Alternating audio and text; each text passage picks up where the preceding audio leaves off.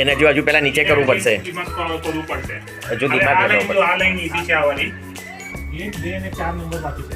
આમાં જો 1 number easily solve થાય.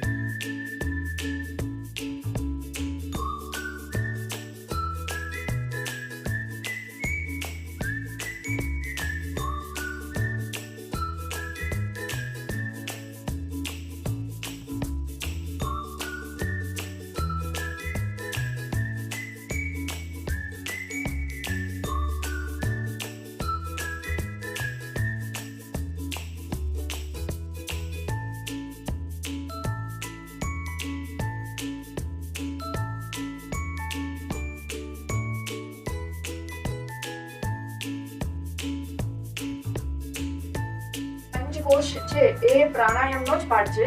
પ્રાણાયામમાં 5 ડિવિઝન છે. તો એમાં જે કોષ એટલે એ અલગ અલગ વાયુ છે, અલગ અલગ પ્રકારના. ઓકે, સો એમાં પહેલું છે, પહેલા આપણે અહીંયાથી સ્ટાર્ટ કરીએ. પ્રાણ એટલે એ પ્રાણ ક્યાં હોય છે? છાતી. આપણા ગરદનથી લઈને આપણા હાર્ટ સુધી. અહીંયા આપણું હાર્ટ હોય છે સેન્ટર, અને લેફ્ટ સાઈડ હોય છે, પણ આમાં બતાવવા માટે સેન્ટર ગળાથી લઈને આટલો ભાગ. ઓકે, એને કહેવાય છે પ્રાણવાયુ. બરાબર? એટલે આપણે જ્યારે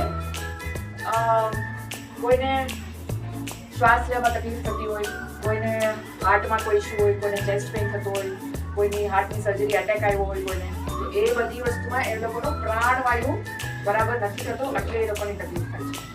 તો જ્યારે આપણે પ્રાણાયામ કરીએ ત્યારે પ્રાણવાયુ સરખું થાય છે, એટલે એ લોકોની તકલીફ નથી થતી. બરાબર? સેકન્ડ છે સમાન વાયુ. સમાન વાયુ છે આપણા ચેસ્ટ થી લઈને નાભી સુધી એટલી જગ્યામાં સ્થિત હોય છે. હવે જ્યારે આપણે ડાયજેશન એટલે કે આપણું જ્યારે પાચન શક્તિ જે છે એ ખરાબ હોય છે, ઘણાને ખબર છે ગેસ થાય, ઘણાને પેટ સાફ ના થાય, ઘણાને આમ ગડબડ લાગે પેટમાં, એ બધું છે ઇનડાયજેશન કહેવાય. ઇનડાયજેશન પેટથી શ્વાસ લઈએ છે ત્યારે નીચેના ભાગ ફૂલે છે અને સંકોચાય છે. જ્યારે આપણે છાતીથી શ્વાસ લઈએ ત્યારે વચ્ચેનો ભાગ ફૂલે છે અને સંકોચાય છે. હવે ઉપરને કેવી રીતે કરશું? છાતીથી ઉપર શું આવશે? હા.